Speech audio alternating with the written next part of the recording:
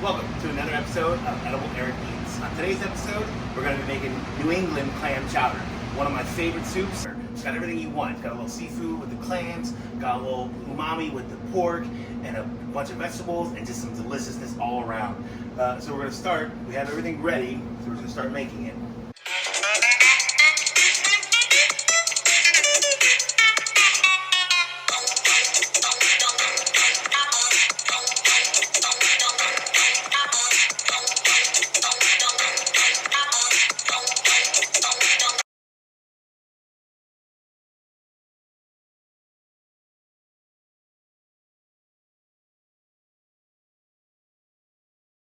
You guys are going to join me as I make my version.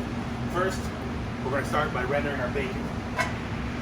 Now, I put a little bit of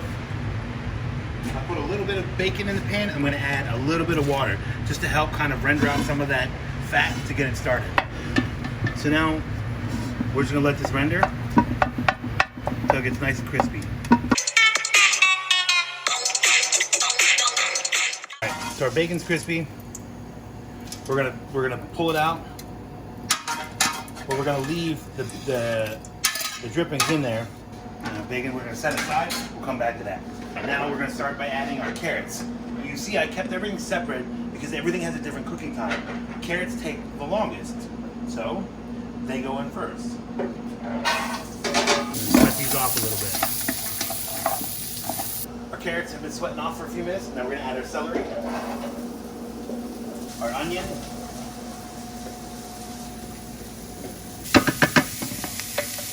we're gonna sweat these off for a few minutes now.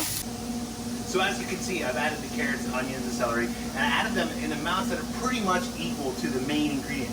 In my case, clams. I'm making clam chowder. So I don't want them to get lost, but I don't want them to be the only thing you taste. So I tried to keep it about equal. I have about 3 cups of clams, so I added about 3 cups of everything else. So we sweated off our vegetables, and now we're gonna add the rest. We got our diced potatoes, and I leave the skin on. I don't feel a need to peel them. I think skin adds flavor, skin adds nutrients. We are gonna drain them off, we don't need that water. Add those in there. All right, we got our potatoes in there. Right, now we're gonna add our chopped clams. A whole bunch of those. We're gonna add our reserved cooking liquid from the clams. Essentially clam stock. And we're gonna add heavy cream. Now when we add the heavy cream, we wanna add enough to cover the vegetables, plus a little bit. Like this needs some more, okay? So we'll probably add like another quart.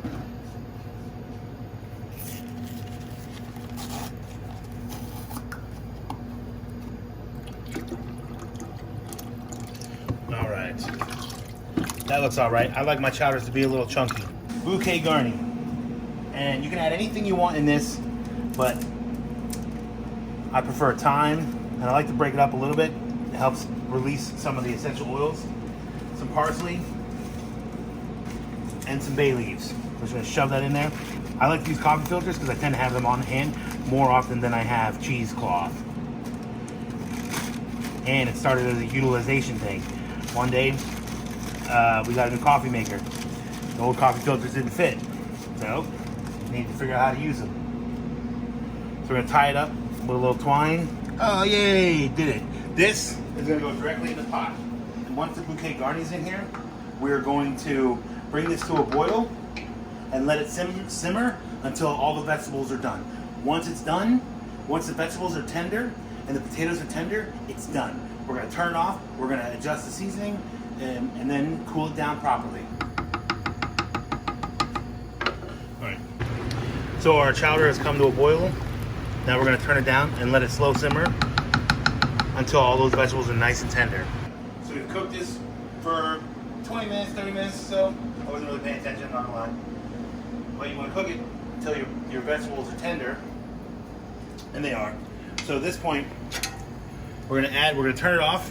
We're gonna add back in our crispy bacon, and we're gonna season it.